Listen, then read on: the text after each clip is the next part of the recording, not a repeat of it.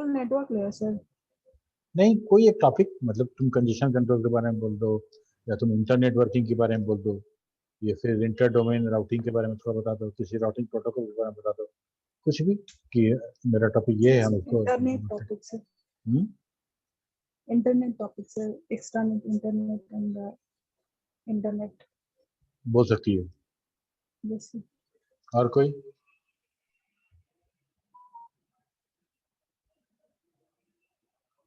प्रियंका, कौस्तुभ,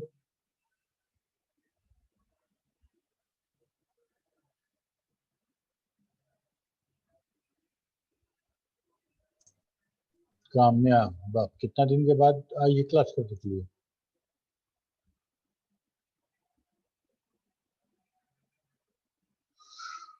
कोई तैयारी नहीं है तो कैसे होगा?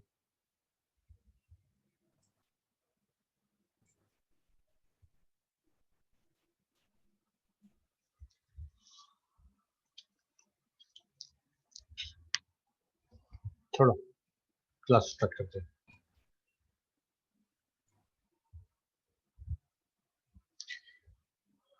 आज हम लोग देखेंगे transport layer.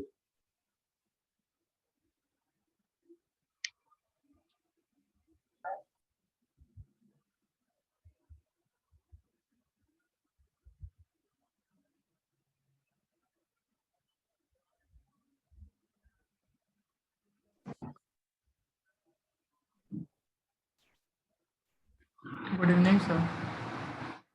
Good evening.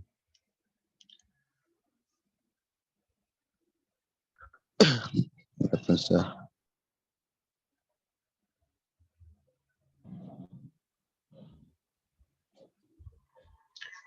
Transport layer हमारा लेयर 4 है। लेयर 4 मतलब नेटवर्क लेयर के ठीक ऊपर में हमारा ट्रांसपोर्ट लेयर है। ठीक है, हमको ट्रांसपोर्ट की आवश्यकता क्यों पड़ी? Yes Sir, whenever we took the name of a layer, like number of a layer, sir, we start our numbering from the bottom or from the top, sir? From bottom. Layer 1 मतलब physical layer, Physical always. Okay, sir.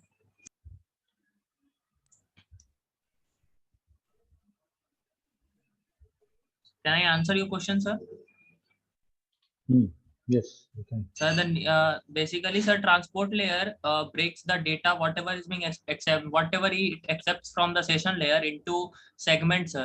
So it is responsible for segmentation, and secondly, sir, it also includes a special type of address which is known as port address, and it is used to distinguish that multiple processes running on the host machine, sir. So to distinguish our own process, we use the concept of port addresser, and transport layer is also responsible for process to process delivery, sir.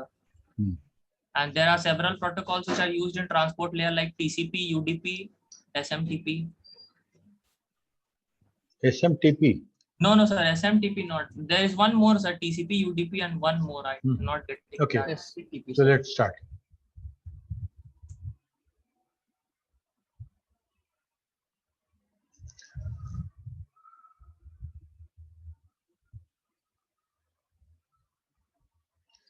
Transport layer.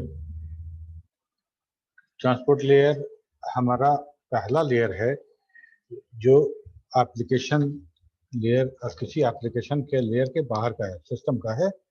और इसके पहले का जो 3 layer है, इसके ऊपर का 3 layer है application layer, presentation layer, session layer. ये 3 लेयर जो है, ये तीनों लेयर ऑपरेटिंग सिस्टम का पार्ट नहीं होता है। ये तीनों लेयर जो है हमारा वो एप्लीकेशन का पार्ट है। ओके, तो ट्रांसपोर्ट लेयर की आवश्यकता क्यों पड़ी? ट्रांसपोर्ट लेयर को हम लोग बोलते हैं, ये प्रोसेस टू प्रोसेस डिलीवरी करता है। तो 3 तरह का डिलीवरी हम लोग पढ़े। एक पहला डिलीवरी था नोड टू नोड, जो डेटा लिंक लेयर करता था।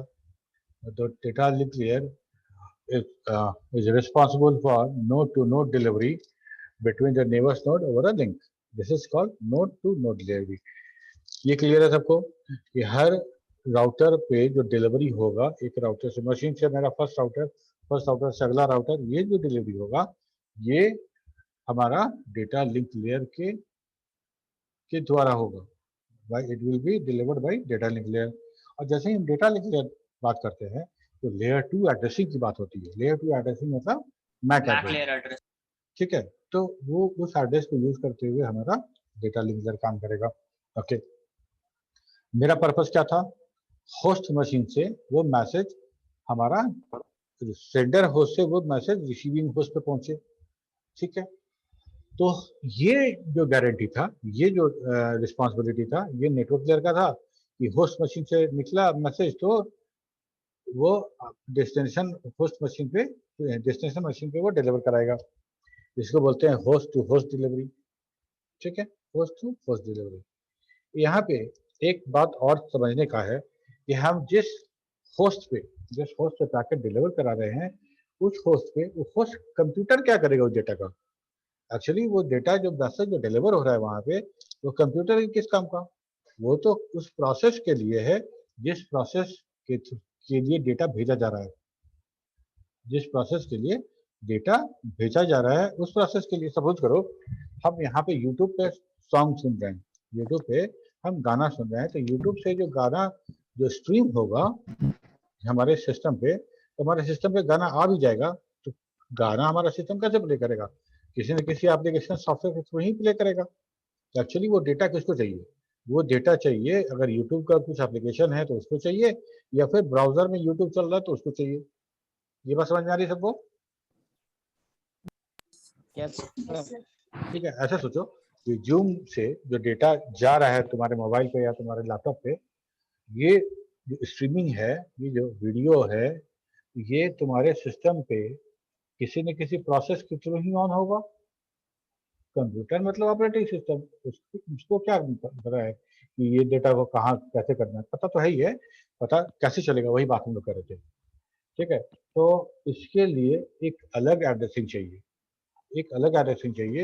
ये बिल्कुल उसी तरह से है कि हम लेटर लिख रहे हैं किसी को, हम किसी को लेटर लिख रहे हैं, तो हम उस लेटर पे कैसे एड्रेस लिखते हैं, एड्रेस लिखते हैं सबसे पहले जो रिसिपिएंट है उसका नाम लिखते हैं, फिर उसका मकान, उसका हाउस नंबर लिखते हैं, रोड नंबर लिखते हैं, उसके बाद उसके शहर का नाम लिखते हैं, फिर स्टेट का नाम लिखते हैं। ओके, हम इंडिया के अंदर की बात कर रहे हैं। आवाज आ रही है सबको? Yes, sir. Yes, sir. ठीक है। तो ये ऐसा चला, लेटर बॉक्स में डाल दिया, कुरियर सर्विस वाले को दे दिए। अब कुरियर सर्विस वाले के पास दो एड्रेस तो मेरा दिया हुआ है, एक तो है कि रेसिपिएंट का नेम और उस रेसिपिएंट तक कैसे पहुंचा जाए उसका एड्रेस, ठीक है, जो रिसीवर है उसका नाम लिखा हुआ है उसमें, और वहां तक पहुंचा जाए कैसे ये रास्ता हम बता दिए। इसके बाद पोस्ट ऑफिस में जाने के बाद वो पता चलेगा कि वो कौन कैसे जाएगा, डायरेक्टली चला जाएगा वहां पे या वाया बहुत सारा शहर होता हुआ जाएगा। ये काम किसका है, जो लोग हैं उनका काम है। सर आपका आवाज सही से मेरा आवाज कभी कभी कट जा रहा है।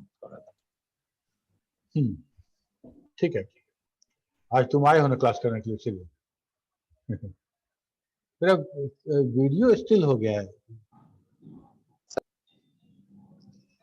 Your voice is clear, sir. Okay, Clear. Yes, sir. ठीक है, तो ये काम हो गया। तो तीन एड्रेसिंग हम लोग यहाँ भी देख रहे हैं, या एक तो रिसिपिएंट का नेम और हाउस नंबर वगैरह वगैरह, और बाकी जो डेटा लिंक क्लियर वाला है वो पोस्ट ऑफिस के लोग डिसाइड करेंगे कि कैसे जाएगा। अब यहाँ समझो कि उस एड्रेस में हाउस नंबर लिखा हुआ था, हाउस नंबर फ्लैट, सपोज करो कि फलाना कॉलोनी रोड नंबर करके फ्लैट नंबर 402, तो 402 जो फ्लैट है उसको कंप्यूटर समझो, उसको कंप्यूटर समझो, और उस 402 में 5 लोग रहते हैं, तो कंप्यूटर में 5 एप्लीकेशन समझ लो, कंप्यूटर में 5 एप्लीकेशन समझ लो, और हमारा डेटा उस 5 लोगों में से किसी एक के लिए है। वो डेटा हमारा जो है संतोष दुबे के लिए है, ठीक है। तो संतोष दुबे उस 5 आदमी से एक आदमी होगा। ठीक उसी तरह से हम जो डेटा भेजेंगे, हमारे सिस्टम से जो डेटा जाएगा, उस डेटा पे हम दोनों चीज लिख के भेजेंगे। पहला तो रिसिपिएंट का नेम, मतलब कौन एप्लीकेशन इसको मिलने वाला है, ये डेटा ये किस एप्लीकेशन के लिए है, वो चीज मेंशन होगा, और उसका एड्रेस मतलब आईपी एड्रेस, लॉजिकल एड्रेस, वो हम लिख के भेजेंगे। बाद में हॉप टू हॉप जो रास्ता है वो बाद में डिसाइड होगा, और वो वैसे करके वो एड्रेस भी बनेगा। समझ में आ रही है? तो ये काम जो है कि हम नेटवर्क लेयर उस होस्ट पे जाके डिलीवर कर दिया, 402 फ्लैट में डाल दिया, और 402 में वो संतोष दुबे को मिले, इसका जिम्मेदारी जो है वो ट्रांसपोर्ट लेयर का है। ट्रांसपोर्ट लेयर इस चीज को मैनेज करता है कि हम जो मैसेज यहाँ से हम डिस्पैच कर रहे हैं रिसीवर के लिए, उस मैसेज में हम ये भी लिख दें कि किस एप्लीकेशन में यूज होने वाला है, किस एप्लीकेशन के द्वारा क्रिएट किया गया, क्रिएटर कौन सा एप्लीकेशन है, और इसका एंड यूजर जो है वो कौन सा एप्लीकेशन है। ठीक है, तो इसको हम लोग बोलते हैं process to process delivery. Transport layer is responsible for delivery of the entire message from one process running on the source machine to the process running on the destination machine.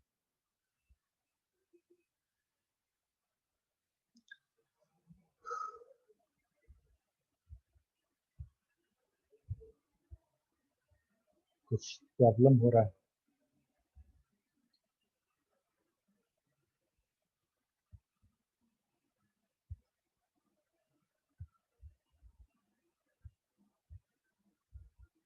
ये फ्रिज हो गया पूरा screen. तुम लोग हो connected हो?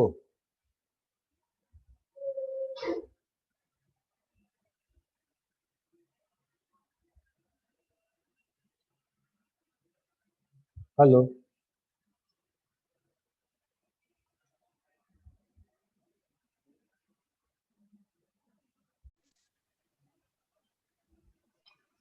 हाँ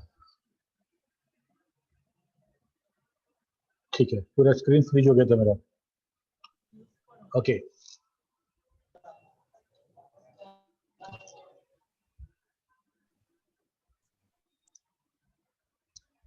ठीक है, तो हम लोग क्या बोले कि जो कहाँ तक सुने तुम लोग पता नहीं। 400 true flat number 5 people। हाँ, तो वहां पे जब वहां उस फ्लैट तक डिलीवरी करने का जो काम था वो था नेटवर्क लेयर का। ठीक है, अब उस मशीन में अब कैसे पता, उस मशीन में तो देखिए बहुत सारा पैकेट आ रहा है, बहुत सारा मैसेज वहां पे अराइव हो रहा है। कौन सा मैसेज यूट्यूब पे जाने वाला है, कौन सा ब्राउजर में जाने वाला है, कौन सा चैट एप्लीकेशन जाने वाला है, कौन सिंपल फाइल डाउनलोड का मैसेज है, हम कुछ डाउनलोड कर रहे हैं, कुछ अपडेट कर रहे हैं, ये कैसे पता चलेगा? ये पता चलेगा हमारा एक तीसरे तरह का जो एड्रेस है उसके थ्रू, जिसको हम लोग बोलते हैं पोर्ट एड्रेस। उसको बोलते हैं हम लोग पोर्ट एड्रेस।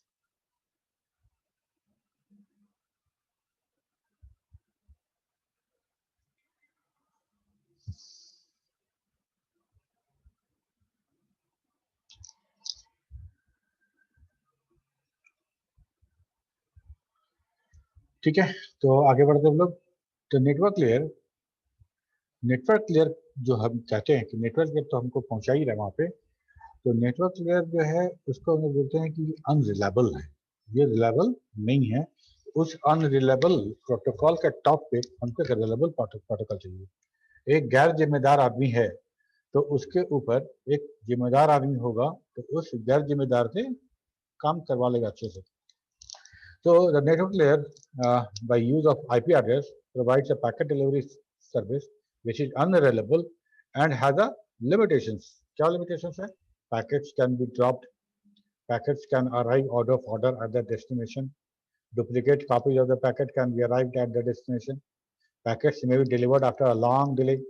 ये सारा का सारा जो unreliability है वो network layer का है। तो transport layer क्या करेगा? Transport layer has to implement algorithm to convert this service into reliable packet delivery service, which has the following characteristics: guaranteed packet delivery, ठीक है, delivery of packets in the same order they were sent, delivery of at most one copy of a packet to the destination, support of delivery of arbitrarily large message from source to destination, allow the destination to apply flow control on the source, allow multiple application process on both source and destination host to communicate within the same network path. ठीक है, तो ये सारा का सारा जो reliability है ये हम ट्रांसपोर्ट लेयर हमको अचीव कराएगा। और जो एक्नॉलेजमेंट की बात करते हैं, मान लो हम बोले कि लीकी बकेट में कोई पैकेट हमारा राउटर पे डिस्कार्डेड हो गया या लॉस कर गया, तो नेटवर्क लेयर तो इस बात की गारंटी दे नहीं रहा था कि हम उस पैकेट को गारंटीड ही हम डिलीवर करेंगे, क्योंकि वो नेटवर्क लेयर पे जो राउटिंग है वो उसको डिस्कार्ड भी कर रहा था, और बहुत ज़्यादा डिले होने पे ऐसे भी वो डिस्कार्ड हो जाएगा। तो उस चीज़ को वाया एक्नॉलेजमेंट के आदान प्रदान से उसको जो गारंटी डिलीवरी है वो कौन प्रोवाइड करता है? वो ट्रांसपोर्ट लेयर प्रोवाइड करता है। फाइनली जब रिसीवर को पैकेट मिलेगा, मैसेज मिलेगा, तो रिसीवर जो एक्नॉलेजमेंट जो वहाँ से सेंड करेगा, उस एक्नॉलेजमेंट को हमारा ट्रांसपोर्ट लेयर ही रिसीव करेगा, और वो इंश्योर करेगा कि वो पैकेट डिलीवरी हो चुका हमारे उस एप्लीकेशन को, जिस एप्लीकेशन को हम भेजे थे। ठीक है, तो अगर हम बात करें कि रोल ऑफ ट्रांसपोर्ट लेयर या ट्रांसपोर्ट लेयर के डिजाइन का बात करें, हाँ गौरव। सर प्रीवियस स्लाइड दिखाइए तो। सर यहाँ सर सेकेंड पॉइंट का मतलब क्या हुआ सर? गारंटीड पैकेट डिलीवरी, वही तो बताया ना अभी। ग्रांटेड पैकेट डिलीवरी जो हो रहा है वो दो लेयर मिलके कर रहा है। एक तो नेटवर्क लेयर कर ही रहा है, नहीं तो Yes, sir. Network layer packet host machine पे दे रहा है, लेकिन क्या वो गारंटी दे रहा है? ये जो लिमिटेशन है हमारा नेटवर्क लेयर का, उसको देखो। पैकेट ड्रॉप हो सकता है, पैकेट आउट ऑफ ऑर्डर मिल सकता है, पैकेट डिलेड हो सकता है, एक ही पैकेट कई बार मिल सकता है, एक ही पैकेट डुप्लीकेट पैकेट भी हमको मिल सकता है। ये सब लिमिटेशन था, अनरिलायबिलिटी था नेटवर्क लेयर का। ठीक है, तो हम कह रहे हैं कि नहीं, गारंटीड पैकेट डिलीवरी होगा। जैसे सपोज करो हमको एक लेटर तुमको भेजना है, हम एक मैसेंजर को बुलाए और बोले कि ये पैकेट ले जाके गौरव को दे दो। ठीक है, और वो हो सकता है कि वो रिलायबल नहीं हो, तो हम लोग उस रिलायबिलिटी को अचीव करने के लिए हम ये बोले कि ठीक है गौरव, जैसे ही तुमको लेटर मिलेगा तो हमको फ़ोन करके बता देना। तो बोले ठीक है। बहुत देर तक हमको तुमसे मैसेज नहीं मिला कि नहीं मिला है, तो हम क्या करेंगे, हम उसको दोबारा भेजेंगे और फाइनली गारंटीड डिलीवरी हम कराएंगे। पहली बार नेटवर्क लेयर उसको ड्रॉप कर सकता है, दूसरी बार ड्रॉप कर सकता है, तीसरी बार तो पहुंचाएगा। ठीक है, तो नेटवर्क लेयर से जो गलती हो रहा है, उसका जो लिमिटेशन है, उसके ऊपर ट्रांसपोर्ट लेयर है उसको टेक केयर करने के लिए। ठीक है, तो सबसे पहले तो गारंटी डिलीवरी करेगा, फिर पैकेट को ऑर्डर में डिलीवरी करने का काम भी है। क्योंकि क्या नेटवर्क हम लोग क्या बोले, ट्रांसपोर्ट लेयर हर पैकेट को सेगमेंट नंबर में बांट देता है, सेगमेंट में बांटेगा, उसको डिवाइड करेगा सेगमेंट में, और सेगमेंट नंबर भी लगाएगा साथ में। और सेगमेंट नंबर लगाने के पीछे रीजन यही है कि हम चूंकि पैकेट स्विचिंग की बात कर रहे हैं, डेटाग्राम यूज करके भेजेंगे, डेटाग्राम आईपी पैकेट से थ्रू, तो वो हमारा आउट ऑफ ऑर्डर आवाज नहीं आ रही। और आउट ऑफ डिलीवर होगा तो उसको ऑर्डर कैसे करेंगे, तो ऑर्डर हम करेंगे ट्रांसपोर्ट लेयर की मदद से। ट्रांसपोर्ट लेयर में सेगमेंट नंबर उसमें लिखा हुआ है। Support of delivery of arbitrary large message, कहने का मतलब ये हुआ कि बहुत बड़ा मैसेज जो हमको ऊपर का 3 लेयर से आएगा, बहुत स्ट्रीम ऑफ द बिट्स जो आ रहा है, उसको छोटे छोटे सेगमेंट में जो डिवाइड करने का काम किसका है, वो है ट्रांसपोर्ट लेयर। ट्रांसपोर्ट लेयर बहुत बड़ा मैसेज भी हो तो उसको भी वो सोर्स से डेस्टिनेशन तक वो भेजने के लिए वो सफिशिएंट है, सपोर्ट करता है। ओके, तो अगर हम बात करें डिजाइन इश्यू का बात करें या रोल का बात करें, तो हम लोग देखेंगे प्रोसेस टू प्रोसेस डिलीवरी होता है, कैसे होता है, उसमें हम लोग समझेंगे पोर्ट एड्रेसिंग क्या होता है। ठीक है, इसके बाद हम बोलेंगे फ्लो कंट्रोल, एरर कंट्रोल और मल्टीप्लेक्सिंग। ये तीनों हम दूसरे लेयर पे भी पढ़ चुके हैं, लेकिन यहाँ पे भी ये सब होगा। क्यों होगा? क्योंकि ये हमारा इंड टू इंड सिस्टम का बात है। ये सारा का सारा जो फ्लो कंट्रोल होगा इंड टू इंड सिस्टम का होगा। इसके पहले जो डेटा लिंक लेयर जो फ्लो कंट्रोल था वो हमारा इंटरमीडिएट नोड के लिए था। ठीक है, इंटरमीडिएट नोड के बीच का था।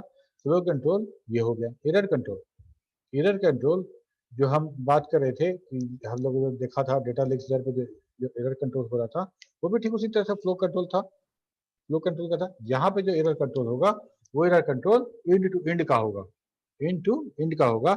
मतलब कि नेटवर्क लेयर पे, डेटा लिंक लेयर पे जो सीआरसी अगर मैच कराया गया तो वो डेटा सही था, डेटा लिंक लेयर पे वो डेटा सही था, एक्सेप्टेड हो गया। और उसके बाद नेटवर्क लेयर पे गया, नेटवर्क लेयर भी आईपी देखा, ठीक है, उसके बाद वो पैकेट दिया ट्रांसपोर्ट लेयर को, ट्रांसपोर्ट लेयर अपना एरर मैकेनिज्म चेक किया कि हम जैसे वहां से इंटैक्ट मैसेज मिला था वो इंटैक्ट मैसेज हमको इस प्रोसेस को डिलीवर हुआ कि नहीं हुआ। अगर वहां पे हम चेकसम यूज करते थे, यहाँ पे चेकसम यूज करेंगे, वहां सीआरसी यूज होता था और वो चेकसम से पता चलेगा कि हमारा एरर है कि नहीं। अगर एरर है तो that will be discarded and another message will be sent. ठीक है, तो पहले हम लोग ये सब देख ले, उसके बाद हम लोग प्रोटोकॉल की बात करेंगे। Process to process delivery. Process to process delivery का सिंपल मतलब यही है कि हम जो मैसेज डिलीवर करेंगे रिसीवर को, उसमें किसी न किसी तरीके से हम उस एप्लीकेशन के बारे में हम इंफॉर्मेशन रखें, ये पैकेट जा रहा है उस एप्लीकेशन के लिए। बहुत बड़े ऑफिस में, 1 मिनट गौरव, बहुत बड़ा ऑफिस है, बैंक है, चाहे सेक्रेटेरिएट का ऑफिस रख लो, कहीं भी जहाँ पे बहुत एम्प्लॉय काम करते हैं, वहाँ पे जो लेटर आता है उतने एम्प्लॉय के बीच में अगर एक एम्प्लॉय का लेटर है तो उसको मिल जाता है कि नहीं मिल जाता है? मिल जाता है। तो हाँ गौरव क्या बोल रहे थे? तो जैसे कि डेटा लिंक लेयर में सर एरर कंट्रोल के लिए चेकसम या फिर सियासी चेक करते थे, तो यहाँ पे सर अलग एल्गोरिथम से चेक होगा सर ट्रांसपोर्ट लेयर। हम लोग डेटा लिंक लेयर में सीआरसी यूज करते थे, वहाँ हम लोग चेकसम। सीआरसी यूज कर रहे थे, है ना? ठीक है, और यहाँ पे हम लोग यूज करेंगे चेकसम।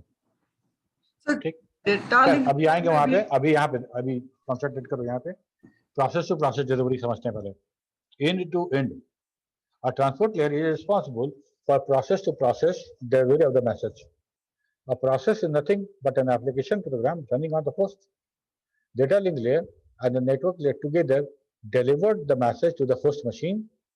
क्या बोले थे कि हम जो एड्रेस लिखे थे रिसिपिएंट का नाम और वहां तक कैसे पहुंचना है, वो सारा का सारा मतलब नेटवर्क लेयर एंड सॉरी वो तो हम ट्रांसपोर्ट लेयर का बात कर दिए, और डेटा लिंक लेयर और network layer together delivered the message to the host machine, but the host system may have multiple applications running. Now the question arises that to whom it will be delivered, it should be delivered. ठीक है?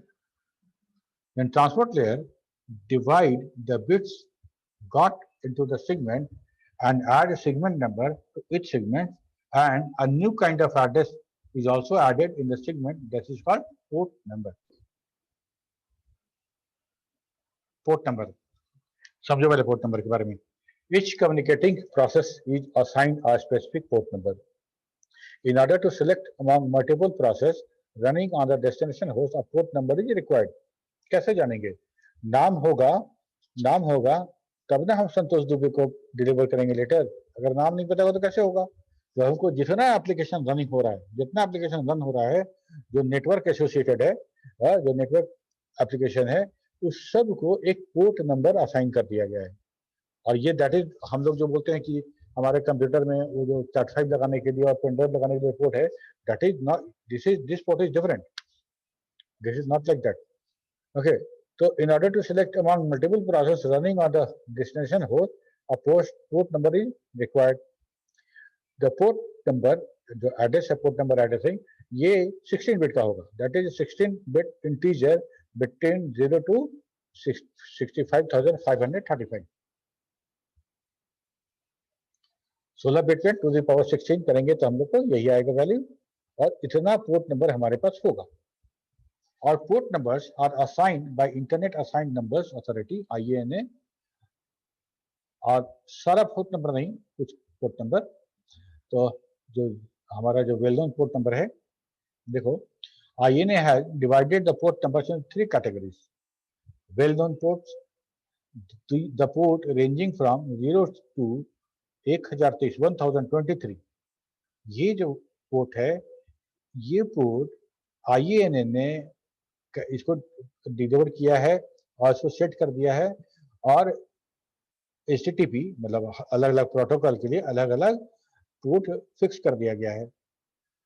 Registered port, the port ranging from 1024 to 49,151, ये हमारा registered port है, और this is not controlled by the IANA। IANA के द्वारा ये control नहीं होगा। और डायनेमिक पोर्ट है the port ranging from 49,152 to 65,535. These can be used by any process. This can be used by any process. ठीक है। अब मान लो कल के डेट में वैसा कोई एप्लीकेशन तुम बनाते हो और उसको डिस्ट्रीब्यूट करते हो, तो उसके लिए एक पोर्ट नंबर होना चाहिए। तो उसमें से जो पोर्ट तुम्हारा खाली है, वेल नोन पोर्ट में अगर हमको चाहिए, अगर वैसा कोई पोर्ट है जो इनपुटी है, यूज में नहीं है, तो हम IANO को रजिस्ट्रेशन के लिए हम आवेदन कर सकते हैं, उसको अप्लाई कर सकते हैं कि भाई हमारा ये जूम प्लस एक सॉफ्टवेयर है मेरा, उसको एक पोर्ट नंबर दिया जाए, तब हमारा वो पोर्ट नंबर उसके लिए असाइन हो जाएगा। ठीक है, तो हमारा 0 से लेके ये हमारा 65,525 तक है। यहाँ से ये वाला वेल नोन है, ये वाला रजिस्टर्ड है और ये डायनेमिक है। ओके, पोर्ट नंबर को समझने के लिए एक बड़ा अच्छा हमको समझ में आया कि इससे समझाएंगे तुम लोग को। ये घर है और इस घर में इतने दरवाजे लगे हुए हैं, इस घर में इतने डोर हैं, इतने दरवाजे हैं, मतलब इस घर में जाने का रास्ता अलग अलग है। ओके, हर इंसान के लिए हर इंसान में ताला बंद है और हर ताला का चाबी उस इंसान के पास है। मतलब गौरव के लिए ये वाला, गौरव जब भी आएगा तो इस रास्ते से आएगा, ठीक है, विनायक इस रास्ते से जाएगा, कोमल इस रास्ते से जाएगी, ठीक है, तो ऐसा सब, विकास इस रास्ते से जाएगा। तो ऐसा ये जो घर है जिसमें इतने दरवाजे लगे हुए हैं और हर जो बंदा है इस घर का, सबके लिए एक दरवाजा अलग से फिक्स है। ठीक है, तो ऐसा ही समझो कि ये हमारा कंप्यूटर है और कंप्यूटर में जाने का रास्ता है, इतना दरवाजा है और हर दरवाजा हर एप्लीकेशन के लिए अलग से है। टोटल 65,534 दरवाजे हैं, टोटल 65,534 डोर्स हैं और हर डोर रजिस्टर है किसी एक एप्लीकेशन के लिए। ठीक है, ठीक है ना। तो ये बड़ा होता है क्या कि हमको जो ISP के से जो सर्विस मिलता है, ISP सारा पोर्ट ओपन करके नहीं देती है, उसमें से बहुत कम पोर्ट ओपन रहता है। जैसे HTTP का पोर्ट ओपन रहेगा, FTP का पोर्ट ओपन रहेगा, TCP का पोर्ट ओपन रहेगा, ऐसा पोर्ट ओपन रहेगा। सारा पोर्ट ओपन नहीं रहता है, नहीं तो सिस्टम में सींध लगाने के लिए, अनऑथराइज इंटर करने के लिए हमारे पास बहुत सारा पोर्ट मिलेगा ओपन। ठीक है, ये हमारा, ठीक है। अब ये देखो, ये हमारा होस्ट मशीन है और ये हमारा रिसीवर है, ये सेंडर है, ये रिसीवर है और हम डेटा सेंड कर रहे हैं, तो राउटर से होकर जा रहा है, ये इंटरनेट है। तो अब देखो, नोड टू नोड डिलीवरी समझ में आया और होस्ट टू होस्ट डिलीवरी भी समझ में आया और प्रोसेस टू प्रोसेस डिलीवरी है। इस कंप्यूटर पे इतने सारे प्रोसेस हैं, इतने सारे प्रोसेस है, इस प्रोसेस का डेटा इस प्रोसेस को डिलीवर होना चाहिए, that is called process to process delivery. कैसे होगा? अब देखो, हमको एक पैकेट मिला, इसका जो IP एड्रेस था डेस्टिनेशन का, वो था 193.14.26.7, ये IP एड्रेस था और साथ में पोर्ट नंबर भी था। जब इस IP एड्रेस से, जब इस मशीन, होस्ट मशीन का IP एड्रेस पे डिलीवर हो गया, डिलीवर होने के बाद जब डेटा लिंक लेयर और नेटवर्क लेयर होता हुआ जब ट्रांसपोर्ट लेयर पे पहुंचा, तो ट्रांसपोर्ट लेयर एनालाइज किया कि इसका पोर्ट नंबर क्या है, इसका पोर्ट नंबर क्या है, पोर्ट नंबर 13 है। देखा कि पोर्ट नंबर 13 पे कौन एप्लीकेशन एग्जीक्यूट हो रहा है, रन कर रहा है, उस एप्लीकेशन को ये सीधे डिलीवर कर दिया गया। अगर ये टेक्स्ट था तो इसमें ओपन हो जाएगा, वीडियो था तो इस पर प्ले हो जाएगा, फाइल था तो इस फाइल के साथ वो कंबाइन हो जाएगा। ठीक समझ में आ रहा है सर? सर एक बार और समझा दीजिए इसको।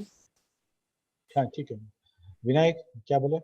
सर मान लेते हैं कि सर अगर पोर्ट बिजी रहा तब सर?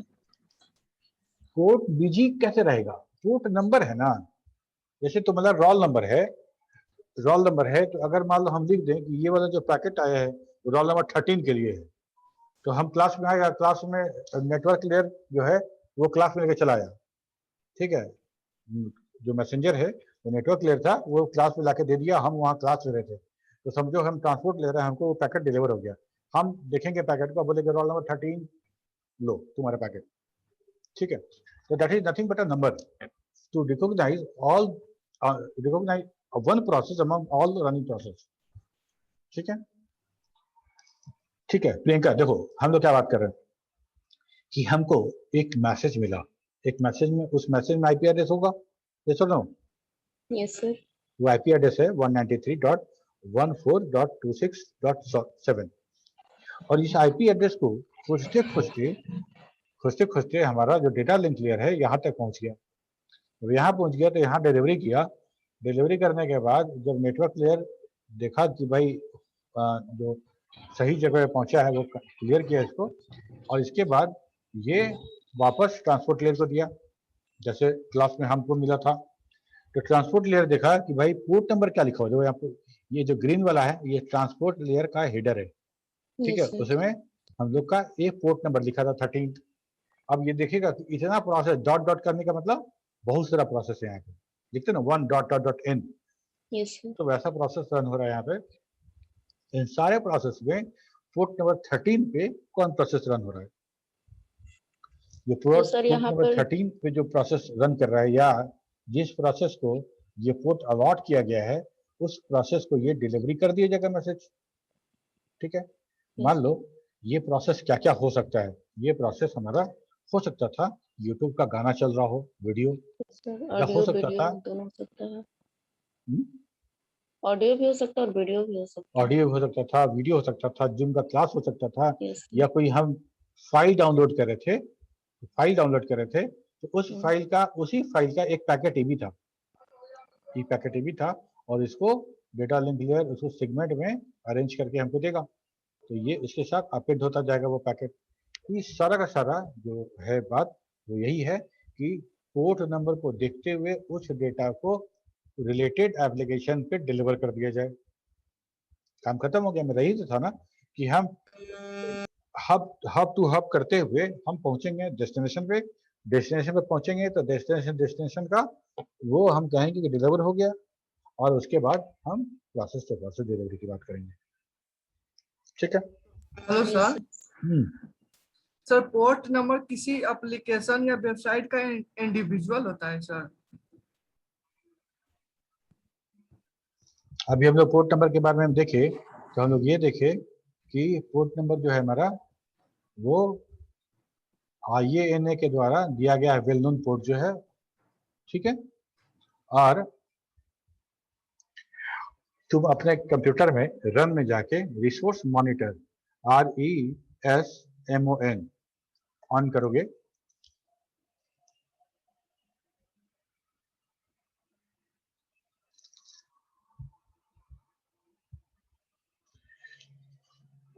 तो देखो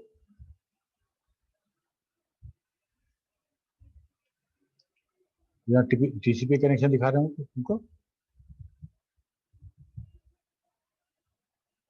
यहाँ पे देखो जूम चल रहा है, जूम मेरा अभी जो हमको मेरा जो लोकल IP है वो दिखा रहा है यहाँ पे, और लोकल पोर्ट जो यहाँ पे है वो है 49,254। ठीक है, और रिमोट एड्रेस जो है मेरा जिससे हम इसको कॉन्टैक्ट किए हैं, जहाँ हम भेज रहे हैं इसको, उसका IP एड्रेस यहाँ पे दिया हुआ है, और 443 वो पोर्ट नंबर है। ठीक है, लेटेंसी दिखा रहा है 240 माइक्रो सेकेंड, मतलब हम यहाँ से जो वीडियो तुमको जा रहा होगा वो 240 माइक्रो सेकेंड, सॉरी मिली सेकेंड, वो डिलेड है। ठीक है, दो ठीक वो उसी तरह जूम से का दिखा रहा है सर। यहाँ पे सर 2 जूम का एप्लीकेशन दिखा रहा है, यहाँ पे पोर्ट नंबर 2 एक नीचे है सर। हाँ, तो एक जैसे जूम खुला हुआ है मेरा, एक जिससे तुमसे बात कर रहे हैं तो उसका कंट्रोल भी खुला हुआ है ना, एक कंट्रोल भी खुला हुआ है, लेकिन दोनों का पोर्ट वही है। देखो एक कभी और खोले, एक और खुल गया। ठीक है, तो जो रिमोट पोर्ट है वो एक ही है। सर यहाँ लोकल एड्रेस का मतलब सर, लोकल एड्रेस मतलब मेरा लोकल IP एड्रेस, और remote address private IP, remote private address IP, है, रिमोट एड्रेस है, रिमोट एड्रेस।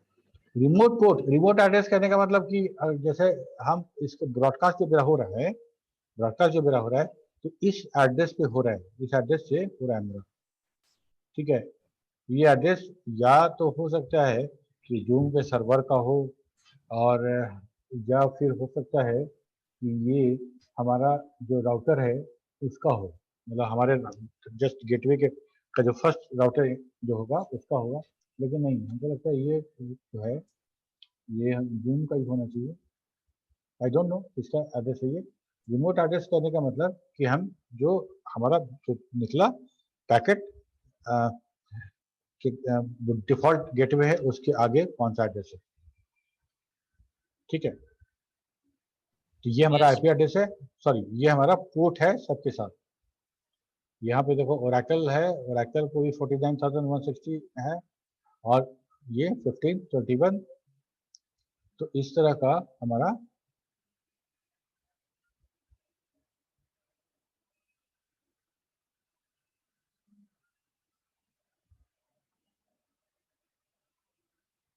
देखना आसान है। जूम का इंस्टेंस यहाँ दिख रहा है, देखो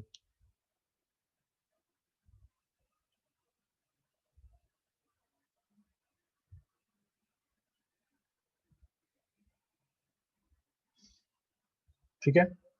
तो हर एप्लीकेशन जो है या तो वेल नोन होगा, या तो रजिस्टर्ड होगा, या तो डायनेमिक होगा। किसी न किसी पोर्ट नंबर के साथ वो रन कर रहा होगा, ठीक है, और उस हिसाब से वो डिलीवर होगा।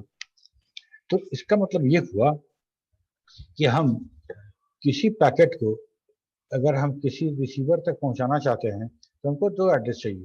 पहला एड्रेस चाहिए उसका आईपी एड्रेस, और दूसरा एड्रेस चाहिए उसका पोर्ट नंबर, ठीक है। तो आईपी एड्रेस और पोर्ट नंबर ये दोनों अगर मिला दें तो हमको जो एड्रेस मिलता है उसको बोलते हैं socket address. Socket address is a combination of IP address and the port number. In order to provide communication between two different processes on different network, both IP address and port number, that is socket address, is required. This is our socket address. अब बात करेंगे हम लोग flow control की। Flow control क्यों आवश्यक है hello sir. Transport layer पे? तो we know that the Hello, flow sir. control, sir Yes. Slide पीछे, सर प्रीवियस वाला स्लाइड लाइए। सर इसमें डिफरेंट नेटवर्क कहने का मतलब क्या हो? different network, यस यहाँ sir, in order to provide communication between two different process on different networks. बताओ विनायक। सर एक नेटवर्क से दूसरे नेटवर्क तक भेजने वाले हैं ना सर डेटा पैकेट को, तो आईपी एड्रेस तो उसी के लिए यूज होता है, तो इसी वजह से यहाँ पे डिफरेंट नेटवर्क क्यों कहा जा रहा है? एक यहाँ का नेटवर्क तो एक ही नेटवर्क ना होता है। एक ही नेटवर्क कैसे होगा बाबू बताओ? हम लोग आईपी एड्रेस से पढ़े थे कि नेटवर्क एड्रेस ये होगा, उसका होस्ट होगा। हम पूरा का पूरा ग्लोबल नेटवर्क की बात कर रहे हैं, इंटरनेट की बात कर रहे हैं, या इंटर डोमेन राउटिंग की बात कर रहे हैं। इंटर डोमेन जैसा कुछ राउटिंग या मैसेज कम्युनिकेशन की बात करें तो डिफरेंट नेटवर्क होगा ना, सेम नेटवर्क कैसे होगा? क्या तुम्हारा नेटवर्क तो मेरा नेटवर्क एक ही है? सर मैक ही एड्रेस से काम हो जाएगा। तो same सर network। एड्रेस ना है सर, नेटवर्क कहें तो एड्रेस अलग अरे अलग तो है। एड्रेस किसका होगा? नेटवर्क का ही ना एड्रेस होगा जी। Yes sir. तो नेटवर्क अलग अलग होगा तब ना एड्रेस की बात कर रहे हैं। जब एक ही एड्रेस एक ही नेटवर्क होता तब तो ना नेटवर्क लेयर का जरूरत था, ना कुछ नेटवर्क लेयर तक का जरूरत नहीं था हमको। ओके समझ रहे बात को? जब Yes. हम लोग क्लास ए में क्लास ए का जो आईपी एड्रेस पढ़े उसमें क्या पढ़े कि नेटवर्क लेयर दिखाने के लिए हमको मिला हुआ है 8 बिट। कहाँ गए? उसमें 8 बिट है। अच्छा, उसमें जो 0 1 0 जो ऐड करते हैं उसको अभी रहने देते हैं। तो 8 बिट था नेटवर्क आईडी के लिए, और हर नेटवर्क में जो होस्ट होगा, जो मशीन होगा, उसको दिखाने के लिए हमको 3 ऑक्टेट मतलब यस सर। 24 बिट। तो था ना नेटवर्क अलग अलग। यस। अब यहाँ सीएमएच के अंदर जितना कंप्यूटर लगा हुआ है ये नेटवर्क, और तुम्हारे घर में जो नेटवर्क है वो, और पटना में जितना ऑफिस है उसके अंदर का नेटवर्क सब अलग अलग नहीं है। Yes sir. है कि नहीं है? Yes. बताओ विकास। है सर। है ना? तो हम लोग यस तो सर। ढेर सारा नेटवर्क है, वही तो बात ही कर रहे हैं। ठीक है, तो फ्लो कंट्रोल की बात हम लोग कर रहे थे कि फ्लो कंट्रोल क्या है. तो we know that the flow control is done by the layer 2, that is data link layer, but flow control is also taken care by the transport layer. There is difference between these two flow control. मतलब data link layer का जो flow control है वो और जो flow control by transport layer, उसमें कुछ अंतर है. Data link layer flow control is for controlling hop to hop transmission, where we want to make sure that routers are not overwhelming the next hop. Okay.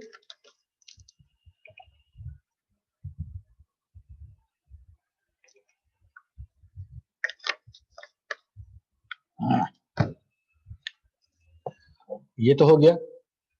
अब flow control at transport layer applies to end-to-end transmission, where the source should not be pushing more data than the receiver can process. होता क्या है कि receiver अपना window size पहले ही communicate कर देता है कि मेरा विंडो साइज कितना है. अब ये ट्रांसपोर्ट लेयर का रिस्पॉन्सिबिलिटी है कि इस बात का वो ध्यान रखे कि उसको वो विंडो साइज जो भेजा गया है रिसीवर की तरफ से वो उसको फॉलो करे, उसके अकॉर्डिंग ही डेटा हो. इतना डेटा उतना ओवरवेल्म ना कर दें, इतना हम फ्लडेड ना कर दें ताकि वो डेटा वहां पे स्टोर ना कर पाए, बफर ना कर पाए. ठीक है. तो flow control at the transport layer applies to end-to-end transmission, where the source should not be pushing more data than the receiver can process. The sliding window protocol of the transport layer is byte oriented, whereas data link layer is frame oriented. अगर sliding window protocol की बात करें, और sliding window protocol में हम लोग दो पढ़े थे. एक पढ़े थे गो बैक NA और सिलेक्टिव रिपीट. ठीक है. तो ये जो यहाँ पे जो यूज करते हैं फ्लो कंट्रोल, वो दोनों के बीच का है, दोनों के बीच का है. इसीलिए हम ये कहेंगे कि हम ज्यादा ऑथेंटिक हमको सिलेक्टिव रिपीट ही लगता है, सिलेक्टिव रिपीट ही ज्यादा ऑथेंटिक है. और तो ऐसा मान के चलेंगे हम लोग. तो स्लाइडिंग विंडो प्रोटोकॉल जो ट्रांसपोर्ट लेयर का था वो बाइट ओरिएंटेड था, बाइट ओरिएंटेड, जबकि डेटा लिंक लेयर में था वो फ्रेम ओरिएंटेड था. ठीक है. The transport layer sliding window protocol is of variable size, whereas in the data link layer was of the fixed size. ठीक है. मतलब तुम भी नोटिस किए होगे कि जब कुछ हम लोग डाउनलोड कर रहे होते हैं, कुछ डाउनलोड करते हैं, तो हमारा जो डाउनलोडिंग स्पीड है बढ़ता घटता रहता है, बढ़ता घटता रहता है. अगर मेरा कंप्यूटर भी बहुत ज़्यादा डेटा इसके पास प्रोसेस करने के लिए और बहुत सारे डेटा, बहुत सारे लिंक से अगर हम यहाँ पे मैसेज हो रहा है, तो ये किसी एक लिंक को अपना विंडो साइज कम करके बताएगा कि भाई हमारा विंडो साइज अब इतना ही है, क्योंकि मेरा बहुत सारे रिसोर्सेज अभी दूसरे डेटा को प्रोसेस करने में लगा हुआ है. तो उस समय क्या होगा कि हमको कम डेटा मिलेगा, कम पैकेट हमको डिलीवर होंगे. जैसे ही हमारा रिसोर्स खाली हो गया, फ्री हो गया, हम अपना विंडो साइज बढ़ा देंगे. हम जैसे ही विंडो साइज बढ़ा के भेजेंगे तो हमको अब डेटा वहां से ज्यादा मिलेगा. ठीक है. तो फास्ट डाउनलोडिंग होगा. तो इसलिए कहते हैं कि हमारा ट्रांसपोर्ट लेयर का जो स्लाइडिंग विंडो है वेरिएबल साइज का है, where as the data link layer was of the fix size. Transport layer flow control uses the selective repeat algorithm. Okay. ये हो गया हमारा फ्लो कंट्रोल. इसके बाद एक और जो काम था जो डेटा लिंक लेयर कर रहा था, वो काम भी हमको ट्रांसपोर्ट लेयर से कराना है. TCP is a reliable transport layer protocol, transmission control protocol है. Or this means that an application program that delivers a stream of data to the TCP relies on the TCP to deliver the entire stream of the application program on the other end in order, without error and without any part lost and duplicated. TCP जो protocol है हमारा, उसको हम बोलते हैं कि transport layer protocol है और बहुत रिलायबल है, रिलायबल प्रोटोकॉल. ठीक है. तो रिलायबिलिटी का क्या मतलब, रिलेटिव का मतलब क्या, जब हमको एप्लीकेशन को डेटा मिले और एप्लीकेशन उसको यूज ना कर पाए, एप्लीकेशन उसको यूज ना कर पाए, एप्लीकेशन को लग रहा है कि वो डेटा गलत है, तो इसीलिए हम ट्रांसपोर्ट लेयर के बेसिस पे भी हम एक बार हम उसको वैलिडेट करेंगे एरर के लिए. Okay. The transport layer provides reliability using error control. Error control includes mechanism for detecting corrupted segment, lost segment, out of order segment, and duplicated segments.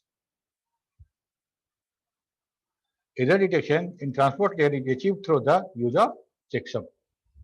ठीक है, checksum आता है, तुम लोग को बताया checksum, जिसमें हर Yes, sir. स्ट्रीम के बिट को जोड़ते थे और जो ओवरफ्लो होता था वन बाद में उसको जोड़ देते थे, जो ओवरफ्लो हो रहा था उसको, ठीक है, जोड़ते थे सब लास्ट, जब सारा का सारा जो हम उसका बिट्स जोड़ देते थे तो उसको हम लोग इन्वर्ट कर देते थे.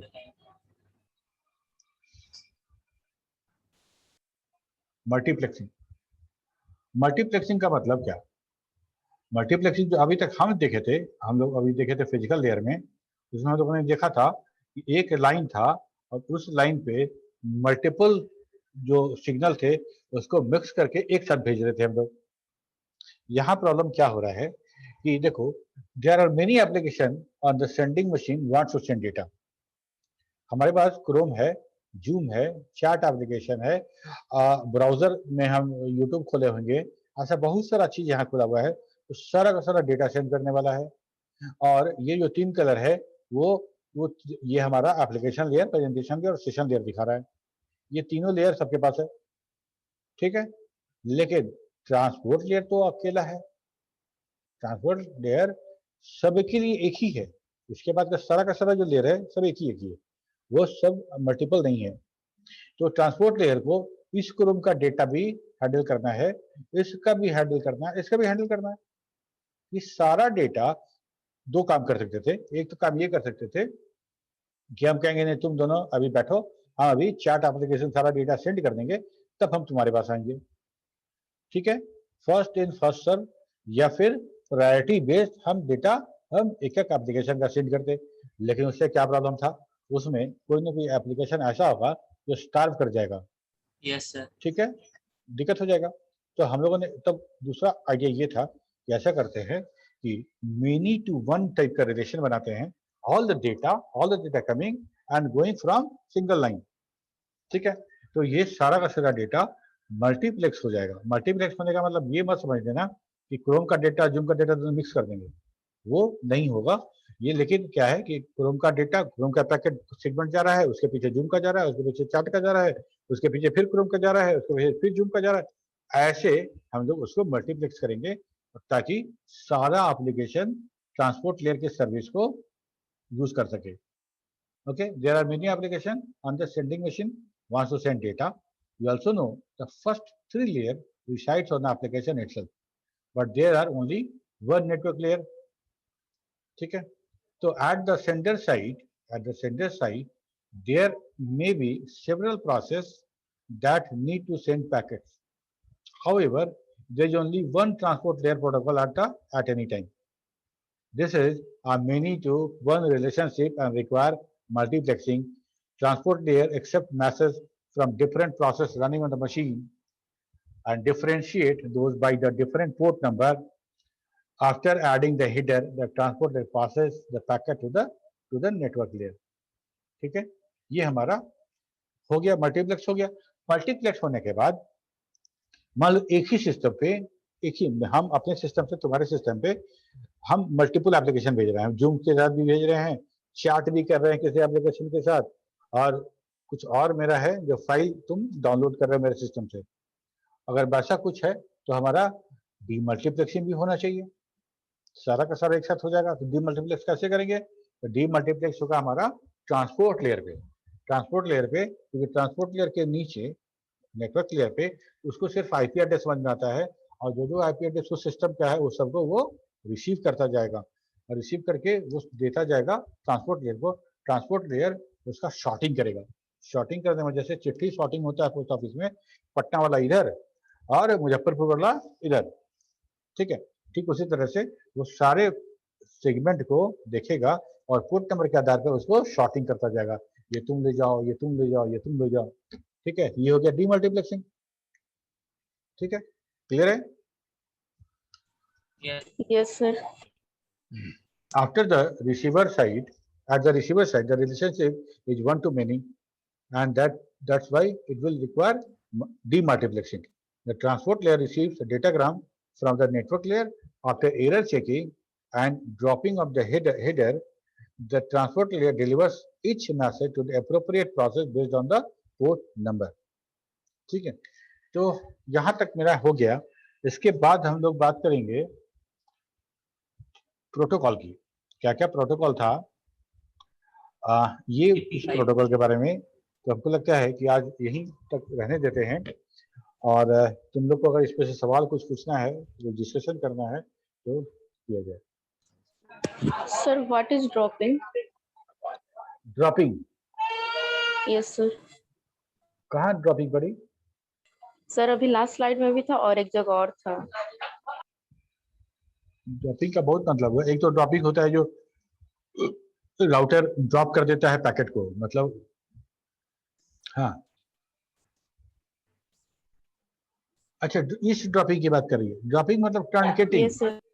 टर्नकेटिंग कहने का मतलब जब ऊपर से जब पैकेट नीचे आएगा, निचला लेयर पे आएगा, तो ऊपर से जो जो इन्फॉर्मेशन डाला गया है, पहले तो उसमें सिर्फ मेरा डेटा है, मैसेज है. मैसेज जब हमको मिला सेशन लेयर से मैसेज, तो उस मैसेज, वो मैसेज लगातार स्ट्रीम में था, लेकिन हम लगातार स्ट्रीम भेजे कैसे? हमको तो पैकेट बनाना था. तो सबसे पहले ट्रांसपोर्ट लेयर को बोला कि इतना बड़ा सेगमेंट काटा, उसका सेगमेंट काट लिया, और काटने के बाद उसमें सेगमेंट नंबर और पोर्ट नंबर लिख के एक ब्लॉक बनाया, उसको बोलते हैं सेगमेंट. सेगमेंट में क्या क्या है? तो उसमें है पेलोड मतलब डेटा, उसके अलावा क्या है? सेगमेंट नंबर, और क्या है? Port number. ठीक है, तो डेटा के अलावा क्या क्या हुआ? Segment number, port number. तो उसको हम बोलते हैं कि हेडर ऑफ ट्रांसपोर्ट लेयर. तो हमको जो उस पैकेट जो नेटवर्क लेयर के पास आएगा, उसमें क्या क्या रहेगा? डेटा और साथ में ट्रांसपोर्ट लेयर का हेडर. यस और no? Yes sir. Priyanka okay sir, ठीक है सर. समझ रही हो? Yes sir. ठीक है, तो अब उसके पास आया तो, और सोर्स पोर्ट भी रहेगा, ऐसा नहीं कि डेस्टिनेशन पोर्ट रहेगा, सोर्स पोर्ट भी रहेगा, डेस्टिनेशन पोर्ट भी रहेगा, और हमारा सेगमेंट नंबर भी रहेगा. ये हो गया. अब हमको ये बना बनाया पैकेट हमको मिला, हम नेटवर्क लेयर हैं, हमको मिला ट्रांसपोर्ट लेयर से ऐसा. अब हमको क्या करना है? हमको इसमें सीआरसी जोड़ना है, हमको इसमें यहाँ का आईपी मतलब सेंडर का आईपी जोड़ना है, और डेस्टिनेशन का आईपी जोड़ना है. सीआरसी नहीं जोड़ना, वो तो डेटा लिंक से जुड़ेगा. तो ये जो हम ऐड किए, ठीक है, ये जो ऐड किए, तो पहले तो डेटा था, उसमें जो जोड़ के दिया था ट्रांसपोर्ट लेयर, और उसमें से फिर जोड़ दिया नेटवर्क लेयर. अब इसके नीचे जाएगा तो फिर डेटा लिंक लेयर भी कुछ का जोड़ेगा, सीआरसी जोड़ा, फ्लो कंट्रोल, या फिर जो फ्रेमिंग का जो है वो सब जोड़ेगा. ठीक है, यस तो पहला था वहां से सिर्फ डेटा. ठीक है, सब लोग कुछ ना कुछ उस पर ऐड करते चले गए. इतना बड़ा डेटा इतना बड़ा हो गया नीचे आके. ओके, तो जब फिजिकल लेयर पे जब हमारा जो इंफॉर्मेशन अराइव होगा, तो डेटा लिंक लेयर को जब पैकेट मिलेगा, तो डेटा लिंक लेयर को वो पूरा का पूरा हेडर के साथ मिलेगा जो सेंडर का डेटा लिंक लेयर जोड़ा है, जिसमें सीआरसी भी होगा. ठीक, तो डेटा लिंक लेयर जो रिसीवर का जो डेटा लिंक लेयर होगा, वो क्या करेगा कि सीआरसी चेक करके कंफर्म करेगा कि पैकेट सही है कि नहीं है. हाँ सही है, तो अब अपना पूरा पैकेट वहीं पे ड्रॉप कर लेगा. ठीक है, जो डेटा लिंक लेयर जो जोड़ा था, उस डेटा लिंक का उस इंफॉर्मेशन का जो जरूरत था रिसीविंग मशीन के डेटा लिंक लेयर को ही था, उसको मिल गया, वो ड्रॉप कर दिया. अब वो नेटवर्क लेयर को सिर्फ नेटवर्क लेयर वाला पैकेट भेजेगा. समझ में आ रहा है बात? Yes sir. इस नेटवर्क लेयर को वही इंफॉर्मेशन मिला जो वो नेटवर्क लेयर ऐड किया था. मतलब तो हम लोग शॉर्ट पे ऐसे बोलते हैं कि ये हमारा ट्रांसपोर्ट लेयर का हेडर है, ये नेटवर्क लेयर का हेडर है, डेटा लिंक लेयर का हेडर है. ठीक, यस सर. तो यहाँ पे हम लोग बात कर रहे थे कि transport layer receives datagram from the network layer. Network layer से उसको मिलेगा रिसीविंग एंड पे, और after error checking and dropping of the header को ड्रॉप ऑफ करने के बाद जो ट्रांसपोर्ट लेयर वो मैसेज को डिलीवर करेगा किसको? उस मशीन को, उस प्रोसेस को जिसका पोर्ट नंबर लिखा रहेगा. ठीक है, यस सर. कुछ और पूछो.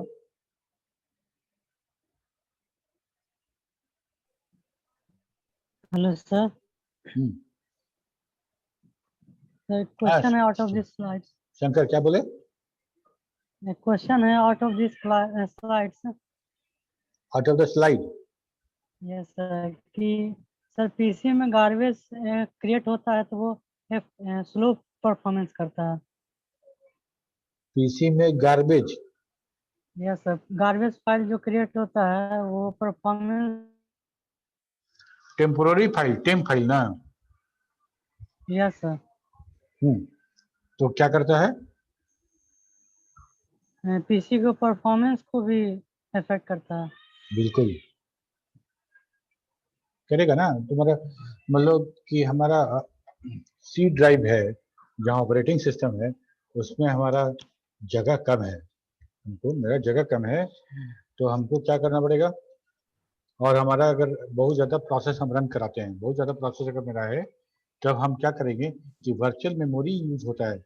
और वर्चुअल मेमोरी हमारे हार्ड डिस्क का ही कोई लोकेशन है जहाँ पे रैम का डेटा, रैम में जितना एप्लीकेशन है जो अभी एक्टिव नहीं है, वो सा उसका भी एल्गोरिथम है, उससे हम स्वैप इन स्वैप आउट करते रहते हैं।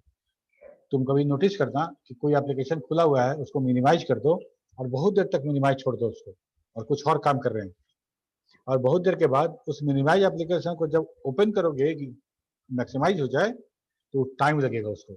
क्यों? क्योंकि वो तुम्हारे रैम में नहीं है, उसको ऑपरेटिंग सिस्टम बहुत देर से वेट कर रहा था, देखा कि बहुत देर से इसको कोई पूछ नहीं रहा है, इसको थोड़ा सा टर्मिनेट नहीं किया है, वो भी रनिंग में ही है, लेकिन वो कट आउट हो गया सर। हाँ उसको स्वैप आउट करके वहां भेज दिया गया है। प्रॉब्लम कब होता है? प्रॉब्लम तब होता है टेम्प फाइल से कि हमारे हार्ड डिस्क में जगह कम है और टेम्प फाइल बहुत ज़्यादा टेम्प फाइल है, जिसके कारण जिसको हम डिलीट कर सकते हैं, उसका कोई सिग्निफिकेंट रोल नहीं है हमारे कंप्यूटर में, और उसको अगर हम डिलीट कर दें तो बहुत सारा जगह हम रिकवर कर पाएंगे, जिससे हमारा कंप्यूटर थोड़ा सा जगह होने पे ज़्यादा फास्ट काम करेगा। यस सर ठीक है, गार्बेज ना बोल के उसको टेम्पोररी फाइल बोलो, क्योंकि गार्बेज का जो है हम लोग हमेशा मेमोरी को लेके हम बात करते हैं गार्बेज का। Yes garbage collector. ठीक है, गार्बेज मेमोरी ठीक उसी तरह से फाइल है तुम्हारा, टेम्पोररी फाइल है, कुछ इन्फॉर्मेशन था जिस समय के लिए वो इन्फॉर्मेशन खत्म हो गया। मान लो अभी हम यूज़ कर रहे हैं जूम, तो जूम को कुछ डेटा इधर का उधर करने के लिए कुछ फाइल की आवश्यकता हो, जो हमारा एप्लीकेशन बैकग्राउंड में वो डेटा यूज़ कर रहा है उस फाइल से, तो इसलिए वो टेम्पोररी फाइल बना देगा, और जैसे ही सेशन खत्म होगा वो टेम्पोररी फाइल कोई यूज नहीं रहेगा। ठीक है, और मेमोरी का जहाँ तक बात है, तो मेमोरी का कुछ ऐसा है कि मेमोरी हम जो ऑक्युपाई करते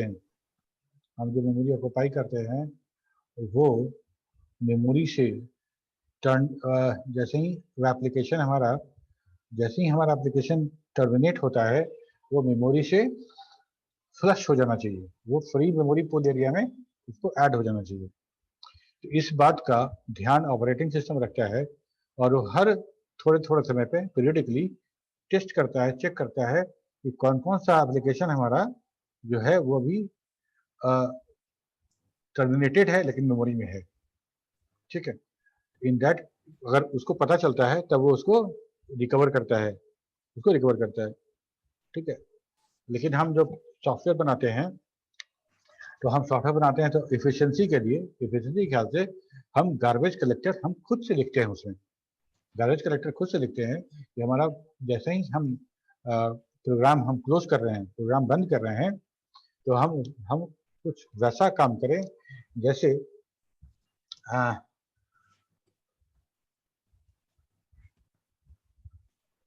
कि हम जैसे ही प्रोग्राम मेरा एंड हो वैसे ही हम गार्बेज कलेक्टर कॉल कर लें, तो ऑपरेटिंग सिस्टम पे लोड नहीं होगा। ऑपरेटिंग सिस्टम बहुत फ्रिक्वेंटली तो चेक करेगा नहीं, मान लो कि जिस पीरियड के दौरान वो आएगा चेक करने के लिए, तब तक तो वो सफर करेगा, वो मेमोरी ऑक्युपाइड रहेगा। अब बहुत बड़ा प्रोग्राम है मेरा, तो बहुत बड़ा मेमोरी चंक हम ऑक्युपाई करके रखेंगे। ठीक, तो हम ऑपरेटिंग सिस्टम देखो, गार्बेज कलेक्शन का काम ऑपरेटिंग सिस्टम ही करेगा, लेकिन ऑपरेटिंग सिस्टम के गार्बेज कलेक्टर को हम उसको सिस्टम कॉल के थ्रू हम कॉल कर सकते हैं उसको, ये बहुत बड़ी बात है। Sir, why we are giving so much significance to memory, yeah, it is one of the most important resources of our computer, sir. But still, sir, as a programmer or as a user, sir, why we are giving so much significance to it, sir? To memory. Because yes, sir. Internally, things are managed by its components, but still, sir, we are giving it. हाँ देखो किस तरह का significant की बात कर रहे हो? सर जैसे कि हम लोग अभी सर डीएलोकेट करते हैं, जैसे पाइथन में ही सर हम लोग डिस्ट्रक्टर का यूज करके मेमोरी डीएलोकेट करते हैं। बिल्कुल। और इवन सी लैंग्वेज में भी करते हैं सर अलग अलग। तो उसको सर करने का हमको क्या जरूरत है सर? मतलब कर तो रहे हैं तो ठीक है सर, प्रोग्राम का एफिशिएंसी बढ़ रहा है, बट अगर नहीं करें, क्योंकि तो सर वो तो हिडन चीज है ना सर। एक चीज होता है कि जो दिख रहा है उसको करके, अब इंटरनल क्या प्रोसेसिंग चल रहा है उसका वो तो हम लोग सर नहीं देख पा रहे, वो हिडन हो रहा है, अंदर काम हो रहा है। ठीक है, देखो मेमोरी जो है हमारा, मेमोरी जो है, और जैसे ना तुम बात किए, तुम पाइथन का, पाइथन जावा के ही पहले आया था। जावा सी प्लस प्लस में जो डिस्ट्रक्टर यूज करते हैं वो और पहले का है।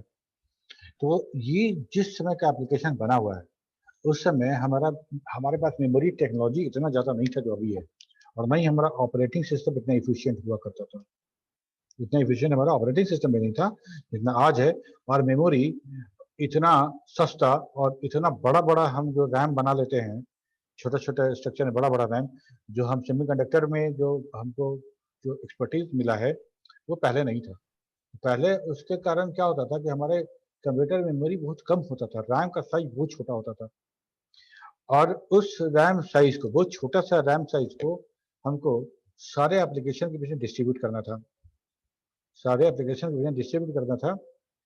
इसलिए ये चीज कहा गया कि भाई ऑपरेटिंग सिस्टम को बहुत काम है, ऑपरेटिंग सिस्टम को बहुत सारा काम है, बहुत सारा रिसोर्स मैनेज करना है उसको।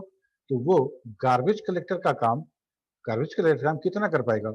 उसका मेमोरी मैनेजमेंट है, जो उसका जो मॉडल है मेमोरी मैनेजमेंट, वो गार्बेज कलेक्टर करेगा, नो डाउट। लेकिन जैसे हम लोग देखे थे कि हम लोग किसी उसमें देखे थे हम लोग कि किसी लिंक को कब सेंस करना है, कंटिन्यूअस सेंस करते रहना है या थोड़े थोड़े पीरियड पे सेंस करना है, ठीक है, परसिस्टेंस वाला में देखे थे। तो ठीक उसी तरह से ऑपरेटिंग सिस्टम के साथ भी यही बात है कि ऑपरेटिंग सिस्टम एक पीरियड के बाद, आज का, पहले वाला पता नहीं करता था कि नहीं करता था, आई डोंट नो, लेकिन करता ही होगा। तो ये बात हो गया। तो अब मान लो हम प्रोग्राम लिख रहे हैं और हमको पता है कि हम ये प्रोग्राम बहुत बड़ा साइज का है, अगर हम ऐसे ही यूज छोड़ देते हैं उसको, क्या क्या हो सकता है? हम बहुत सारा वेरिएबल यूज किए होंगे, उसका मेमोरी ऑक्युपाइड है। हम फाइल ओपन किए होंगे, फाइल पॉइंटर्स ओपन किए होंगे, फाइल हैंडल खुला हुआ होगा, ठीक है, वो सारा खुला रहेगा तब तक जब तक कि हमारा जो ऑपरेटिंग सिस्टम है गार्बेज कलेक्टर रूटीन नहीं एग्जीक्यूट कराता है। उसका टाइम जब आएगा तो वो गार्बेज कलेक्टर रूटीन वो एग्जीक्यूट कराएगा, वो एग्जीक्यूट कराएगा, और तब गार्बेज कलेक्टर हमारा देखेगा कौन कौन सा चंक जो है वो डेप्रिकेटेड है, यूज नहीं हो रहा है, अभी बहुत देर पहले यूज खत्म हो चुका है, उसके हिसाब से उसको रिकवर करेगा, ठीक है। ये तो एक तरीका हो गया। हम क्या करते हैं, हम अपने हिसाब से प्रोग्रामर के लिहाज से हम कहते हैं क्या कि मेरा यहाँ काम हो गया, तो हम अब सो के उठे तो खुद से अपना बिस्तर फोल्ड करके रख दिए। नहीं करेंगे तब भी तो घर में कोई ना कोई कर ही देगा, घर में कोई ना कोई कर ही देगा। तो हम क्या कर रहे हैं कि वो डिस्ट्रक्टर कॉल कर ले रहे हैं, उसमें हम गार्बेज कलेक्टर के लिए जो हमको जो मेथड दिया गया उसको कॉल कर ले रहे हैं। उससे क्या होगा कि गार्बेज कलेक्टर हम ऑपरेटिंग सिस्टम को पुश कर रहे हैं कि वो अपना गार्बेज कलेक्टर रूटीन अभी जस्ट तुम रन कराओ, जब तुमको तुम्हारा टाइम होगा पीरियड, जब तुम्हारा पीरियडिकली जब तुम रन कराओगे तो कराओगे ही, लेकिन अभी फोर्सफुली हम उसको रन करा दे रहे हैं और रन करा के चल जा रहे हैं। तो क्या हो रहा है कि वो जो हम एलोकेट किए थे, ठीक है, वो तुरंत का तुरंत रिकवर हो गया, तो हमारा मेमोरी इफिशिएंट बना रहेगा, ठीक है। तो धीरे धीरे करते करते हुआ क्या कि ये एक प्रोग्रामिंग का एक बहुत बड़ा रिक्वायर्ड ये स्किल हो गया, ये रिक्वायर्ड हो गया कि आप अच्छे प्रोग्रामर हैं और आपका सॉफ्टवेयर अच्छा है, तो वैसा नहीं ना कि मान लो हम बहुत बड़ा प्रोग्राम रन करा रहे हैं, 1 GB का गेम खेल रहे हैं और हम क्लोज कर दिए तो मेरा पूरा का पूरा मेमोरी मेरा भरा हुआ है अभी तक, अब बाकी कोई एप्लीकेशन खुल ही नहीं रहा है। ठीक है, 2 मिनट बाद तब एप्लीकेशन खुलना शुरू हुआ। क्या है कि 2 मिनट के बाद वो गार्बेज कलेक्टर आया और उस मेमोरी को फ्लश कर दिया, तब खुलना शुरू हो गया, उसके पहले नहीं खुल रहा था। तो अच्छा होगा कि जो गेम राइटर है वो जैसे ही हम क्लोज करें वैसे वो डिस्ट्रक्टर कॉल कर दे और वहाँ गार्बेज कलेक्शन हो जाए। ठीक है, Yes, बेस्ट प्रैक्टिसेस कि हम लोग प्रोग्राम में गार्बेज कलेक्शन को यूज करें। सर प्रोग्राम तो एग्जीक्यूट हो रहा है रैम ही पे आके, इसकी वजह से रैम भी लिमिटेड है सर। बाकी सेकेंडरी मेमोरी का तो जगह है बट तुम्हारा रैम आवाज कट लिमिटेड गया ही रहता है, विनायक, इसी फिर वजह से से। बोलो। और भी सब बोल रहे रैम का स्पेस सर लिमिटेड होता है, इससे इसके लिए भी सर जरूरी है उसको क्लोज करना सर। बिल्कुल एग्जीक्यूट तो सर रैम ही पे ना होगा। बिल्कुल। अब एक बात और है, एक बात और, ये कंसेप्ट है हम लोग को पढ़ाया जाता है, हम लोग समझते हैं, और जो बड़ा बड़ा प्रोग्राम जब बनाएंगे, बड़ा बड़ा सॉफ्टवेयर बनाएंगे तो इसको यूज करेंगे। आज के डेट में हमारा ऑपरेटिंग सिस्टम इतना इफिशिएंट है और हमारा रैम भी इतना बड़ा साइज का हो गया, 4-4 जीबी, 6-6 जीबी, 8-8 जीबी का है। तो उसमें छोटा मोटा साइज का अगर एप्लीकेशन हमारे गार्बेज के रूप में पड़ा भी रहे तो कोई फर्क नहीं पड़ेगा। बहुत खास हमारा जो इफिशिएंसी हमारे कंप्यूटर का नहीं होने वाला है। ठीक है, लेकिन फिर भी 1 GB वाला जो गेम का बात बताया सर उसमें फर्क तो पड़ जाएगा, ये कितना ही बड़ा है। ठीक है, तो ये हुआ। और कुछ? Thank you sir. एनीबॉडी?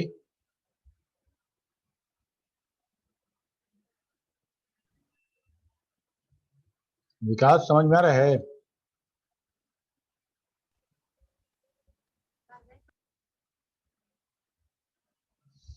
मुझे लगता है काम है, बहुत दिन के बाद आज क्लास कर रही है। क्या काम है, क्लास क्यों नहीं कर रही थी? नो सर, क्लास करते हैं। करती हो? हमको लग रहा है काफी दिनों के बाद तुमको देखें। चलो फिर मिलते हैं अगले क्लास में। Bye bye. Thank you. Thank you sir. हाँ।